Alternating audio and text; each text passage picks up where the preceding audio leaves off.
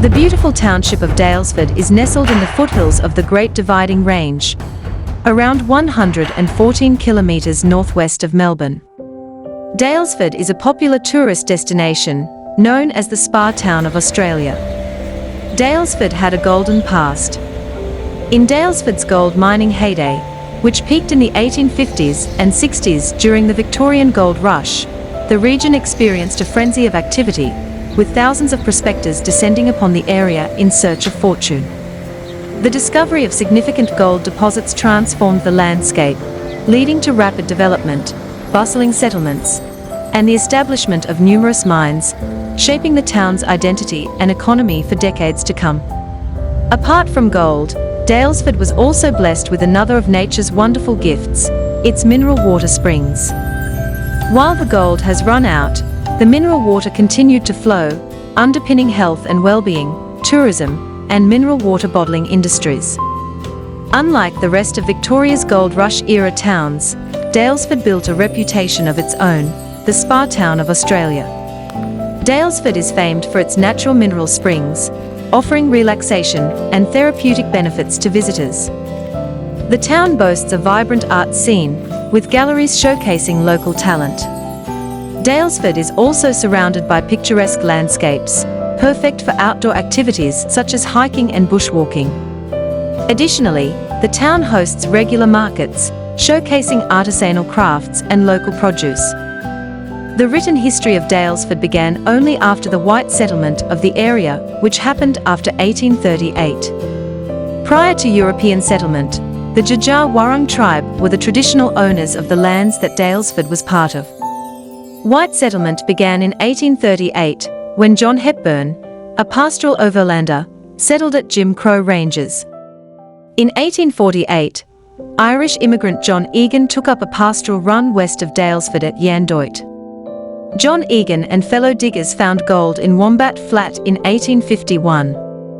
Within a few years, the diggings spread to a vast area around Wombat Flat. In 1854, Wombat Flat was surveyed by government surveyor Fraser and laid out as a township site of 80 Chains Square. The new township was named Wombat. Wombat was gazetted as Daylesford in August 1855, named after the British colonial administrator Warren Hastings' home, Daylesford, in Worcester, England. Daylesford was proclaimed a borough on the 23rd of September, 1859. A considerable number of early settlers to the Daylesford-Hepburn area were Swiss Italians. They constituted the first sizable group of non-English-speaking European immigrants in Victoria and made up around 10% of the Goldfields population in the Hepburn Springs district. The Swiss Italians were primarily ethnic Lombards from the Italian-speaking Ticino and Grisons cantons of southern Switzerland. The building constructions of that era carried the characteristics of the Swiss-Italian connection, and many of them still survive today. Though initially attracted by the goldfields, they soon ventured into farming, dairying, and wine production. Some set up stores, and others ventured into manufacturing. Rossetti was the first to open a shop in Hepburn Springs. The well-known macaroni factory, the first pasta business in Australia, was established by the Lucini brothers at Hepburn Springs. There were also French, German, and Dutch diggers, but the Chinese outnumbered all foreign miners.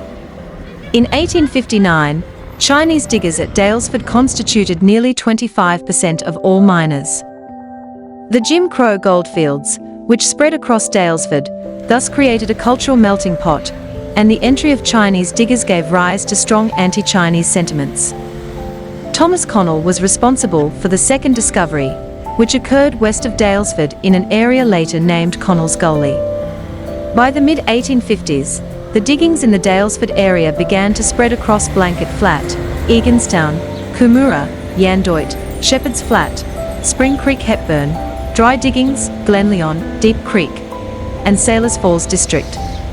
Daylesford became Victoria's most diversified diggings, spreading over the entire area of the present Shire, and the most long-lived goldfield, covering the largest area of auriferous ground, spanning 300 square miles. By the 1860s, alluvial gold was exhausted, and quartz reef mining became more prominent in the area.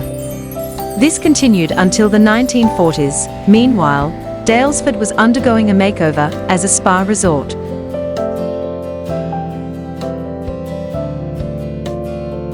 Mining activities stripped the Wombat Creek Valley of its vegetation and left a scarred landscape. The idea of creating an artificial lake was mooted in the 1890s. The intention was to turn Daylesford into a tourist destination. In May 1909, the Daylesford Progressive Association discussed at some length the desirability of forming a lake at the south end of the town. An artificial lake, extending over 37 acres, which will be bordered by parks, plantations, and camping sites, was in plan since its infancy. But there was a long wait for the plans to materialize. The work began in the Depression years of the late 1920s. On the 15th of April, 1930, then Victorian Governor Lord Somers officially opened Lake Daylesford and the 7 new mineral water springs at Daylesford. The main street of Daylesford was decorated for the governor's visit, and a public holiday was declared. Today, Lake Daylesford is the epicenter of Daylesford's recreational activities. The Daylesford Avenue of Honour was established in 1918 to honour local soldiers who served in World War I. The avenue features a beautiful tree-lined path, with over 120 trees planted to commemorate individual soldiers. The trees are adorned with plaques bearing the names of the soldiers they represent. The trees planted for Daylesford Avenue of Honour line up along Daylesford-Malmesbury Road, a section of the Midland Highway, and Raglan Street, paying silent homage to the sacrifices of a generation. The first planting was on the 3rd of August, 1918 in honour of those killed in the war, and included all those who died at Gallipoli. During autumn, the beauty of the streetscape unfolds as nature's palette transitions, painting it in fiery hues of red, orange, and gold, while falling leaves dance gracefully, carpeting the ground with a symphony of rustling whispers. The 11.4-hectare Wombat Hill Botanic Gardens is a unique example of 19th-century gardens that survive in provincial Victoria and is a picturesque setting for a walk or a picnic. Wombat Hill provided a ready-made volcanic cone, largely produced by landmark volcanoes like Mount Kuruchiang, Mount Franklin, and the much older Mount Macedon. The fertile volcanic soil gave the foundation for advancement in agriculture for Daylesford, and also resulted in the creation of good gardens across the district. At the centre of the garden is the Pioneers Lookout Tower. The winding stairs take to the top from where panoramic views of Daylesford and surrounding countryside can be enjoyed. The Scenic Drive circuit can be entered from the Central Springs Road entrance, which goes around the garden. Some of Daylesford's churches date from the 1860s. The Anglican Christ Church, located at Central Spring Road and designed by architect Leonard Terry, was opened in December 1864. The heritage-listed Church of England School, situated next to it, was built as a non-vested denominational school. Originally constructed as a single-room school, it was opened on the 4th of May, 1857. The school building was also used for worship until the church was opened in 1864. A brick Gothic-style building with a tower, the Daylesford Uniting Church, formerly Wesleyan Methodist Church, was built in 1865, replacing an earlier Wesleyan chapel built around 1861. The churches of Daylesford are clustered in a small area.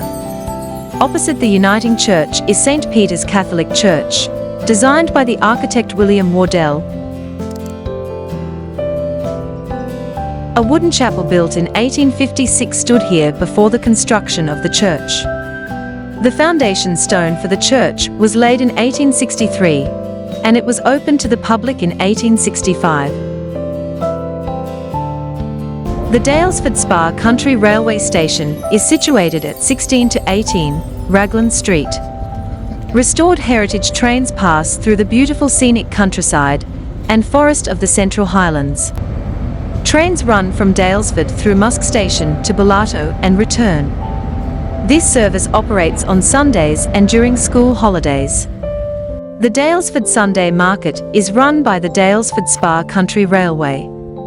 The market has been running since the 1970s. Except on Christmas Day and days of high fire danger, the market is open every Sunday of the year. The market opens at 8 a.m. and starts winding down from 1 p.m. with a closing time of 3 p.m. Daylesford Mill Market is an amazing market and a must-visit place of business in Daylesford. Mill Market sells vintage furniture, memorabilia, art, glass, jewellery, books, antiques and collectibles to name a few.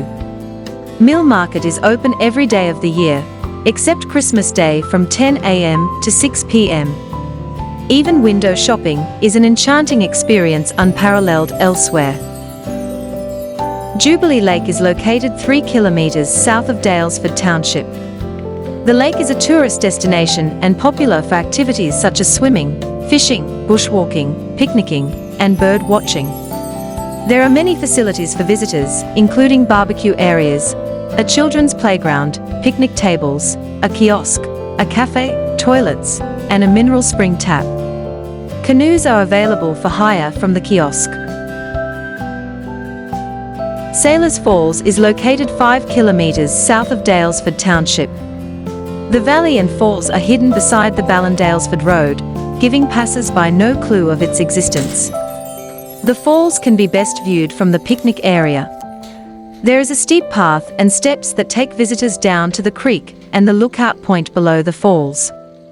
From the base of the falls, they are covered by surrounding trees, thus it can be said that the best views of the falls can be achieved from the picnic area. The water falls nearly 18 metres and smashes into the boulders at the bottom. 12 kilometres north of Daylesford lies the township of Franklin Ford. The area around Franklin Ford was known to the local Aborigines as Lan Eni Baramal, meaning the habitat of the emu. Approximately 4 kilometres south of Franklin Ford is the extinct volcano Mount Franklin, which was known to the indigenous population as Lalgambuk. Mount Franklin is a popular free camping destination. Franklin Ford remains renowned as the site of the Loddon Aboriginal Protectorate, established here in 1839. The sole surviving traces of the Protectorate's existence today are represented by quaint wrought iron roadside markers and a symbolic stone cairn erected in the 1960s by local historian Edgar Morrison. Approximately 500 metres from the Aboriginal school is a wrought iron scripted sign denoting the location of the school. A cairn commemorating the Assistant Protector of the Protectorate, Edward Parker, was erected in 1965. Behind the memorial cairn stands a sign with wrought iron script, which reads, Lana Baramal Sanctuary. At the old church compound is the outdoor sculpture park by sculptor Issa Watora, who lives at the Franklin Ford Methodist Church, which is a residential house now. 10 kilometres northwest of Daylesford sits Shepherd's Flat. In Victoria's tourism landscape, Shepherd's Flat is known for the iconic Levangula Swiss Italian farm and the cricket willow. While both places boast rich histories and heritage, it's the cricket willow that has a particularly intriguing tale to tell. This story might have slipped into oblivion had it not been for the local Tonetti family, who breathed new life into it. The story of Cricket Willow is also the story of the first cricket bats made in Melbourne. Shepherd's Flat is home to Victoria's first willow plantation to produce cricket bats. Today, Cricket Willow hosts a one-room museum, a cricket pitch, a cafe, and a lot more history.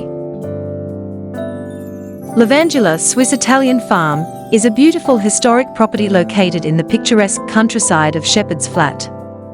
The property was established in the 1850s by Swiss Italian migrants and has been restored to its former glory, preserving the unique architecture and charm of the original buildings. Levangula is now a popular tourist destination, offering visitors a glimpse into the lives of the early settlers in the area. The farm features stunning gardens, lavender fields, and a vineyard. Visitors can enjoy wine tastings, guided tours, and cultural events throughout the year. Levangula Swiss Italian Farm is a must-see attraction for anyone visiting Victoria who appreciates history, nature, and culture.